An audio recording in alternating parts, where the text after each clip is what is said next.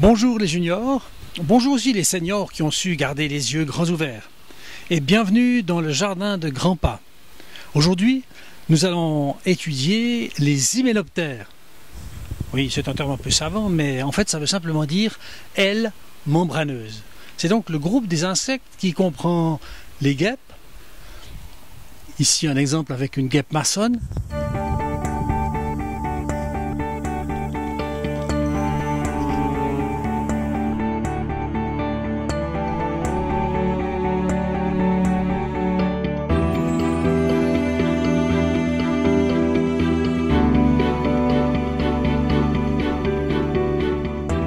Les fourmis, qui vont perdre ces ailes membraneuses après le vol nuptial.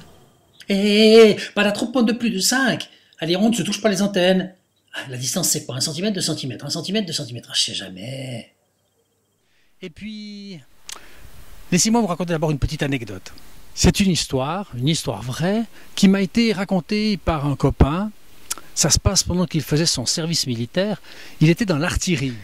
Soldat, je dois vous dire que je suis très désappointé par vos exercices de ce matin. Vous avez très mal réglé la hausse et vous avez atteint des objectifs civils sur la colline et vous avez complètement détruit, comment est-ce qu'on dit, les petites maisons où les petits oiseaux ils font la confiture. En fait, il cherchait le mot pour ruche ou rucher où les abeilles font le miel. Bon, c'est facile de se moquer, hein. Vous savez comment on dit ruche en suisse allemand, vous?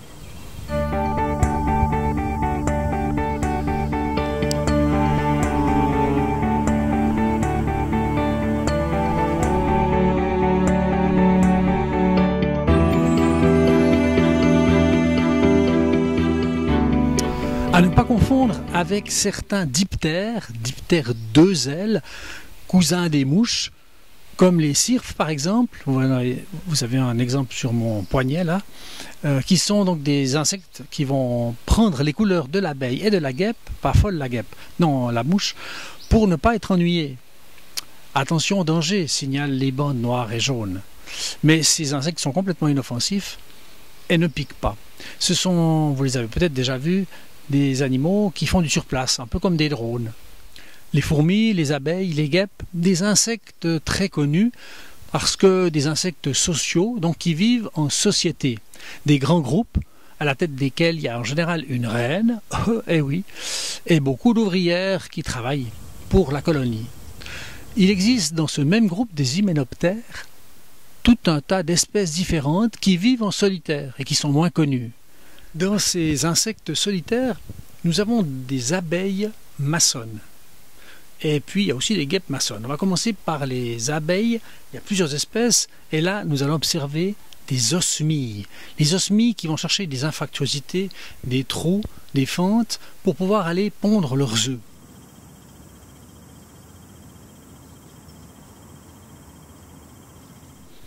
Dans ce bout de tronc scié, on a percé à la perceuse un certain nombre d'orifices.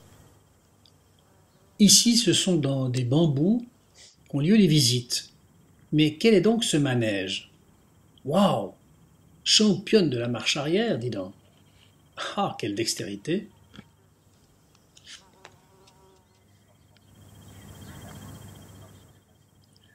Les osmies vont récolter, comme les abeilles domestiques, le nectar et le pollen sur les fleurs, assurant au passage la pollinisation tellement précieuse pour l'homme aussi, mais pour la nature en général.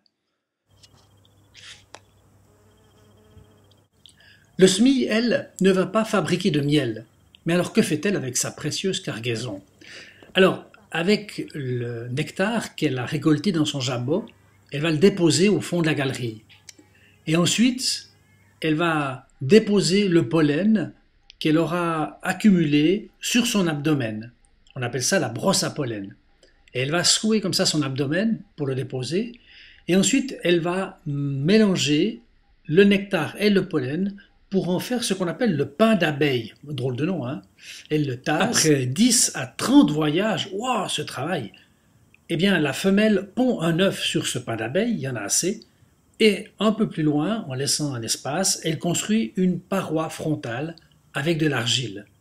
Elle va répéter ce manège pour différentes loges, et tout à la fin, et bouchera la galerie, son travail terminé.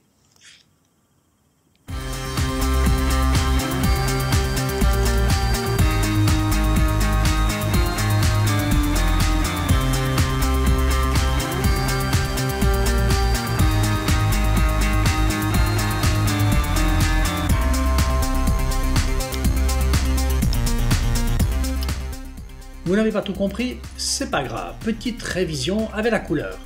Alors, le bambou, ensuite une paroi d'argile pour le fond, le pain d'abeille, un mélange de nectar et de pollen, et la ponte de l'œuf pour finir par-dessus.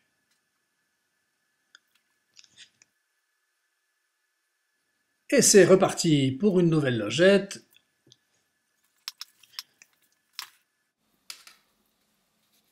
Avec à chaque fois le fond d'argile, la paroi d'argile, le pain d'abeille et l'œuf pour finir et un petit peu d'espace.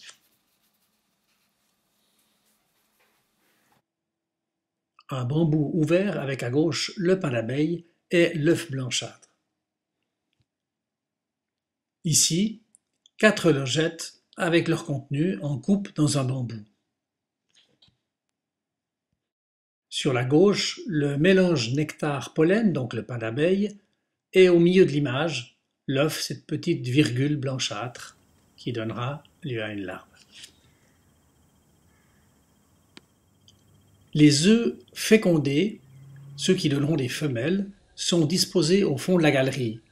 Les derniers, non fécondés, donneront des mâles qui sortiront en premier, au printemps suivant. Les femelles se développent un peu plus lentement que les mâles. Les larves vont se nourrir du pain d'abeille, muer plusieurs fois, et au 4e stade larvaire, elle se préparera à se nymphoser.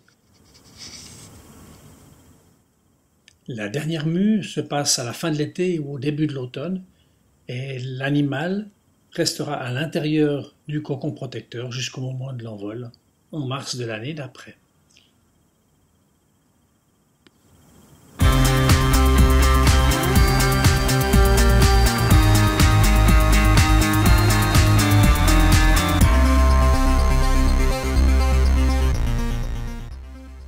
Et voilà, déjà une galerie de terminée. Beau travail!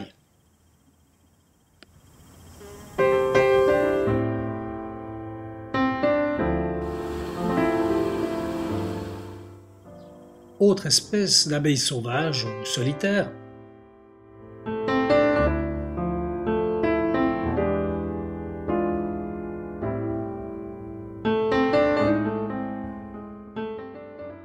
Le mène est une magnifique guêpe marsonne d'une taille impressionnante qui est en train ici de terminer son nid en glaise, en mortier. Auparavant, elle a construit des pots de terre un peu aplatis qu'elle avait remplis de chenilles paralysées et elle avait pondu sur ces chenilles. Elle est en train de terminer sa motte debout, un peu arrondie. Ce nid est fixé sur le mur de la maison. On voit bien ici, entre ses mandibules et entre ses pattes, la boulette de glaise qu'elle s'apprête à mettre sur son nid. Sur un vieux mur, ici en haut à droite, l'ancien nid ouvert et le nouveau en bas à gauche.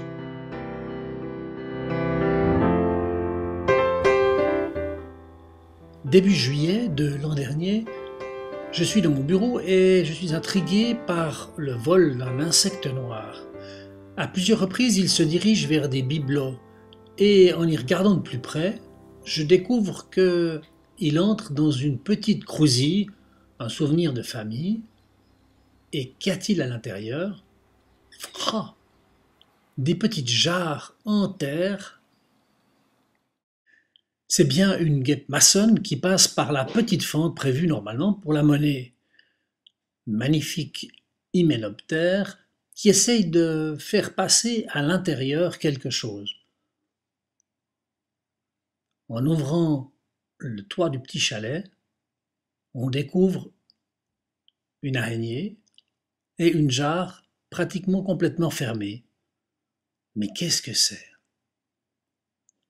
Un peu plus tard, la jarre est totalement bouchée avec de la glaise. Dans un deuxième temps, elle fabriquera une deuxième jarre en terre, mais celle-ci ne sera jamais refermée. Après de nombreux va-et-vient, elle demeurera introuvable. Peut-être a-t-elle été mangée par un prédateur, elle n'a jamais pu finir sa jarre et la refermer.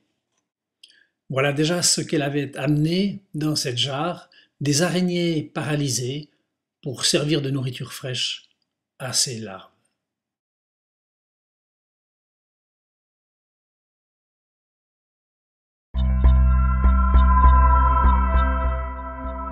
Hey, vous trouvez pas ça fascinant? Comme ces insectes sont prévoyants pour leur descendance, quel soin, quelle persévérance! Waouh! Ça me fait penser à des paroles de Jésus qu'on trouve dans la Bible. Qui de vous donnera un caillou à son fils quand celui-ci demande du pain? Ou bien s'il lui demande un poisson, lui donnera-t-il un serpent?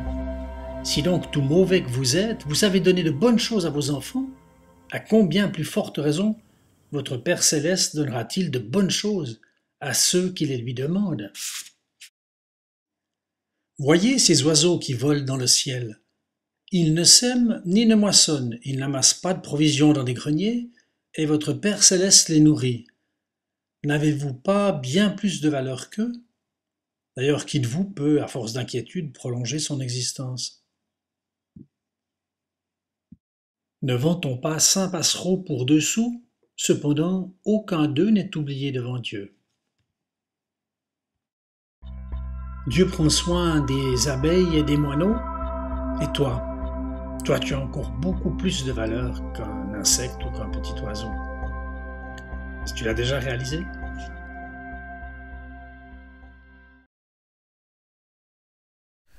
Le bricolage du jour est évidemment tout trouvé. Nous allons essayer de faire un hôtel à insectes pour des abeilles maçonnes.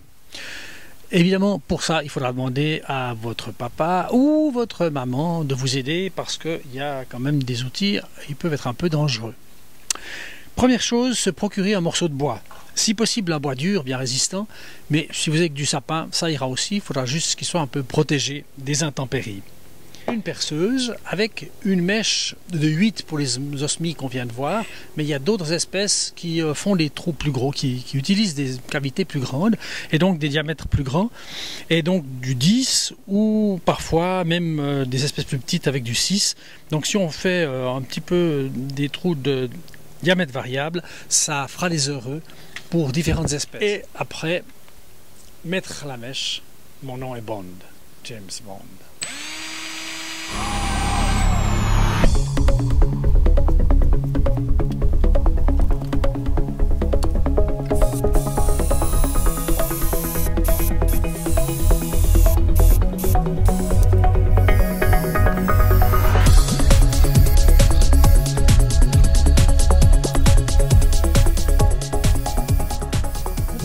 Quelques morceaux de bambou, on va couper en gardant le nœud, ce qui fera une paroi arrière, et puis il faut essayer de faire des bouts de 8 à 10 cm minimum, comme ça ça fait une bonne longueur, mais s'il y a moins, il y a moins.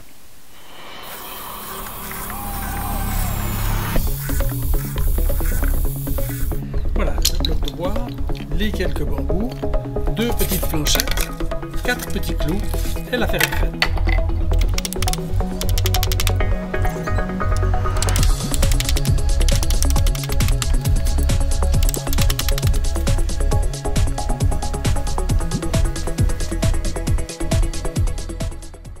Ce bloc de sapin est là depuis des années.